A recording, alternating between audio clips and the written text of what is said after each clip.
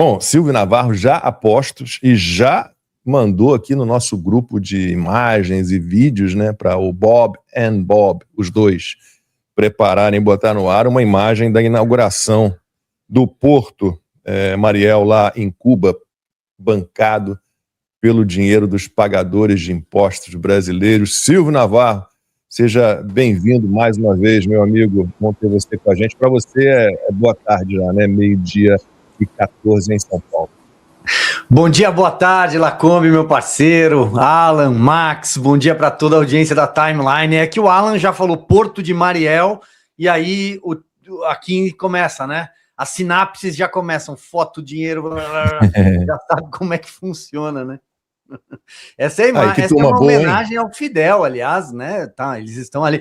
O Porto de Mariel é de janeiro de 2014, né? Já tem mais de 10 anos inoperante. Depois a gente pode falar sobre cifras e sobre a capacidade, na verdade, do Porto, além da dívida, né? Do lastro da dívida em charutos. Quando vocês quiserem, a gente conta essa história aqui, porque é bom, recordar é sempre bom, né? Recordar é viver nesse ano, esse ano em que o brasileiro vai às urnas, mas talvez nem se lembre do que aconteceu nessa época, quando essa senhora governava o país.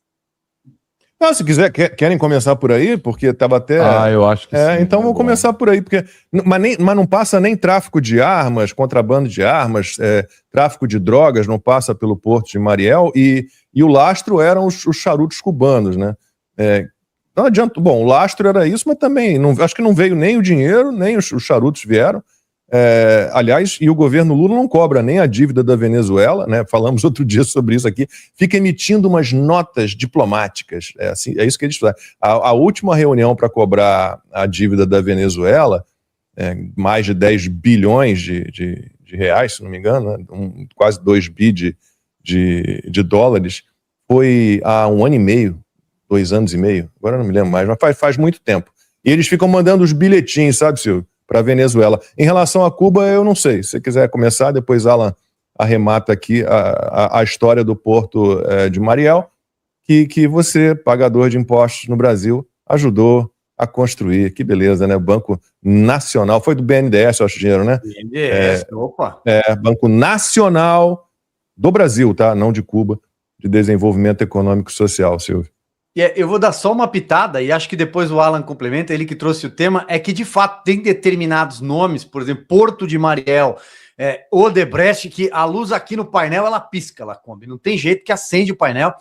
O Porto de Mariel talvez seja um dos grandes exemplos de roubalheira de dinheiro para fins de financiar o comunismo, para financiar a ilha dos irmãos Castro. Além dessa foto, você tem uma homenagem, na verdade, ao Fidel. Essa foto ela foi feita em homenagem ao Fidel, ela é de 2016. O Porto ele é de 2014. Essa foto eu peguei aqui enquanto vocês falavam, eu peguei no site da BBC, que era uma das mais recentes, que eu tentei achar o Lula com a Dilma e os representantes da ilha, ali no caso, né?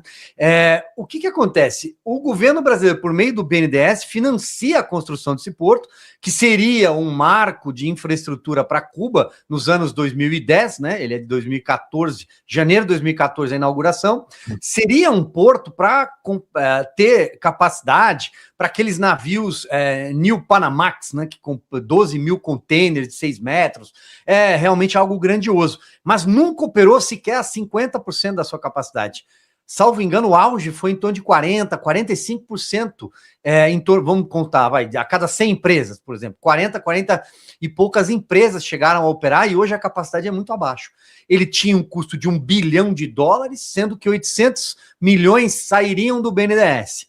A última estimativa de cifra do BNDES, eu me recordo quando fui levantar a dívida da Venezuela, porque Venezuela, Cuba e Moçambique são os grandes devedores, os caloteiros do pagador de impostos brasileiros por meio do BNDES, que foi usado como banco do PT nos governos do PT.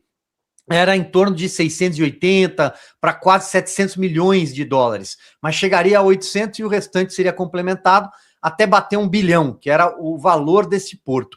Inspirado na época, falava-se, né, eu acho que vocês até têm mais informações e conhecimento sobre isso, nas tais das zonas especiais econômicas, Alan, chinesas. Seria um modelo parecido com isso, em relação à tributação, a melhorias ao redor e por aí vai, mas é tudo papel. Nunca Cuba devolveu o dinheiro e, pasmem, o lastro do contrato, como você lembrou, no contrato o lastro era em charutos de Havana, Lacombe. Tão poucos charutos chegaram para o pessoal do PT fumar ali, né, tragar, durante as reuniões da Executiva Nacional, dos diretórios e por aí vai. Nem os charutos chegaram e o Brasil, no final das contas, mandou dinheiro para sustentar, dinheiro corrupto, dinheiro roubado, dinheiro das empreiteiras da Lava Jato, sobretudo tem a negociação com a grande empreiteira que é a Odebrecht envolvendo a maioria desses contratos, financiou a ditadura cubana, assim como mais médicos e por aí vai. Só para tentar jogar um pouco de luz nesse Porto de Mariel, tem a digital da senhora Rousseff. O que me impressiona, né, o que o Silvio falou, é bem pesado, né? Eu acho que é um dos registros materiais, né? Todo registro material é quase redundante. Mas aqui eu quero enfatizar que não é um registro conceitual. É um conjunto de dados onde nós temos planilhas, documentos, decisões datadas e anotadas, BNDES, o governo de Cuba, o governo do Brasil, e é um dos registros mais assustadores que representam o Brasil do Lula de hoje, ao lado de Irã, ao lado de todos os ditadores e comunistas ao redor do mundo, não só no Oriente Médio, mas na América Latina, na África, porque quando você pega o Lula, o PT, a Dilma, né, e pega todos os contatos que eles tinham direto, quando eu falo contato, não é ligar, dizer oi, eu estou falando de contrato assinado, de amizade restrita, de favorecimento que nunca poderia beneficiar o Brasil e os brasileiros. E você vê que o Porto de Mariel é quase a materialização do Foro de São Paulo em seu pleno movimento ali em 2014, que só, né, diga-se de passagem, só se enfraqueceu, né, só foi exposto por causa da Lava Jato. Eu me lembro bem, Silvio, quando eu estava começando Terça Livre, o Silvio já estava, né, no jornalismo há anos, Lacombe também. Então o Silvio presenciou isso como profissão, como trabalho. Eu estava ali ouvindo o Olavo comentar sobre isso em 2009. E qual era a atmosfera, né? 2009 já havia se passado 7 anos de todos os escândalos do Lula, mensalão, tudo que estava acontecendo ali naquele período em que ele... Eu até me esqueci o nome daquele cara que o irmão dele tinha uma gráfica, ganhou muito dinheiro no MEC. Kennedy Alencar. O Lula não queria falar com ninguém no primeiro ano de governo. No final do ano, a imprensa estava assim, não vai falar com ninguém. Aí, para administrar coisa, por favor, Silvio, se eu estiver falando algum equívoco, me corrija. Para administrar a coisa, o Dirceu tem a brilhante ideia de falar o seguinte: não, fala com o Kennedy, que aí agora a gente vai selecionar com quem a gente quer falar. Só que a coisa ficou tão feia que foi aquele período auge da Veja. A Veja era uma timeline. A Veja era uma Hora Verde. Sem brincadeira, eram denúncias assim fortíssimas, comprobatórias, mostrando tudo que aconteceu na ação da CIA na Colômbia, que acabou resultando em morte do líder das Farc, o nome dos petistas no laptop de Raul Reis, que era o líder das Farc. Então, aqueles escândalos todos. Então, Lula é eleito em final de 2002. Em 2003, ele fica em silêncio sepulcral com a imprensa, não quer falar com a imprensa, ele quer botar a imprensa embaixo dos pés dele, fazer rito de beijamão, vem aqui, beija minha mão, que só assim que eu vou falar contigo. Então, 2003 ele fica assim. 2004, o Lula tem que se repaginar. Então, em janeiro de 2004, o Lula começa a fazer alguns malabarismos, mas as críticas, sobretudo da Veja, eram fortíssimas. O PSDB e o DEM não eram essa porcaria que é hoje. Tinha gente séria ali, criticando, mostrando, tentando dar a volta por cima desse problema todo do Brasil, ou seja, o PT ligado a esse lixo todo, uma ala, né, do PSDB, não o PSDB como um todo, mas uma ala, que inclusive, posteriormente, esses mesmos players acabaram depois indo para o PL, no caso do Onyx Lorenzoni, outros que acho que ainda estão no PSDB, que é aquele deputado lá de São Paulo, esqueci o nome dele agora, muito bom, inclusive, esse deputado, ele faz um trabalho excelente. Esqueci o nome dele agora, daqui a pouco eu lembro. É com C, né? Caiado, meu Deus. Caiado é do Goiás. Ele ia ser o ministro da Justiça do Aécio. Eu tô tentando lembrar o nome dele aqui agora. Ele era do PSDB e foi para... Não, ele ainda tá no PSDB. Mas o Rogério Marinho era do PSDB lá aqui eu tô dando um salto de 10 anos, né? Sim. O Rogério Marinho estava no PSDB e tava fazendo todo esse trabalho de denúncia, usando inclusive o próprio partido para poder mostrar as roubalheiras do PT, enfim. É o quê? Carlos Sampaio, esse não. Sampaio? De Campinas. Aqui. Ele foi promotor público aqui de Campinas. Isso, Carlos Sampaio. E aí, o Carlos Sampaio foi uma das primeiras entrevistas do Terça Livre. Né? Uma das primeiras. Lá em 2014. Depois, em janeiro de 2015, ele deu umas 3 ou 4 entrevistas pro Terça, né? Era sobre urnas eletrônicas. Turma do chat também ligada aqui, todo mundo. A galera tá lembrando, Carlos né? Carlos Sampaio. Então, aí, vamos lá. O PT, ele tem que mudar a estratégia porque tá ficando muito feio. E a imprensa começou a mostrar que tinha liberdade. O que acontece? Então, 2003, o Lula toma posse, janeiro de 2003. Em 2004, o Lula tá muito mal com a imprensa, não tá dando certo. O tal do Lulinha Paz e Amor da campanha, quando assumiu, mostrou as garrinhas, né? Bem típico do perfil psicológico do Lula, né? Que é aquele delinquente que finge um pouco, mas logo ele já mostra que ele é um vagabundo mesmo. Sabe aquela coisa de periferia mesmo? Você olha assim e fala assim, mas cara, tu não tem... Cara, dá pra ver na cara que tu é bandido, que tu é canalha. Em 2004, o Lula tenta se administrar ali.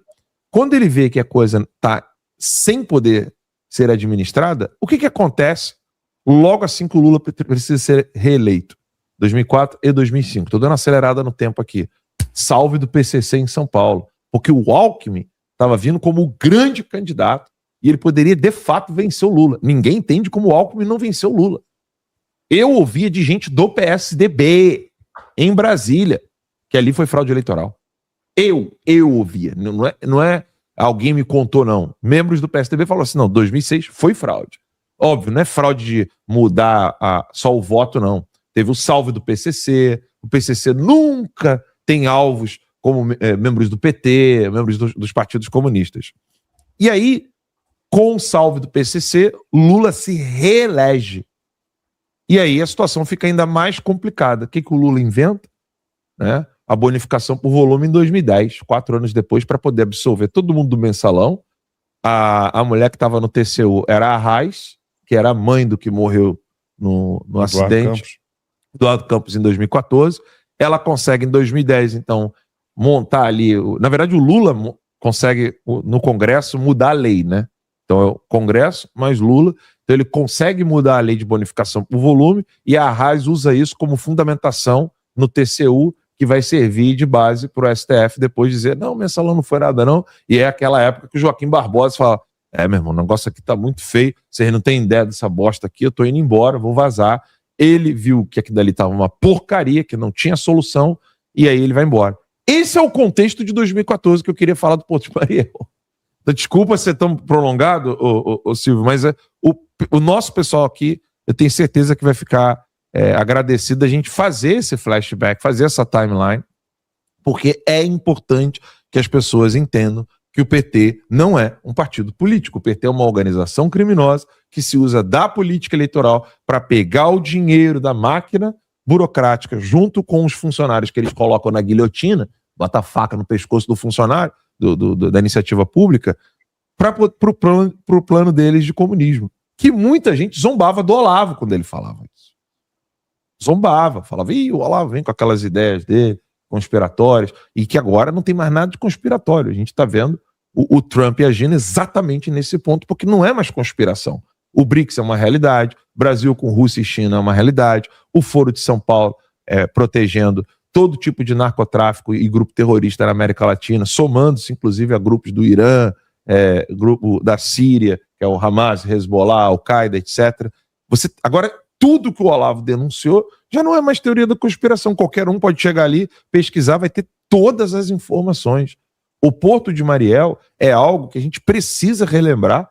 E eu digo mais, quem me dera se eu tivesse hoje grana, aqui agora, para a gente fazer um documentário em inglês só sobre o Porto de Mariel, terminando o documentário dizendo Trump vai lá e pegue os responsáveis.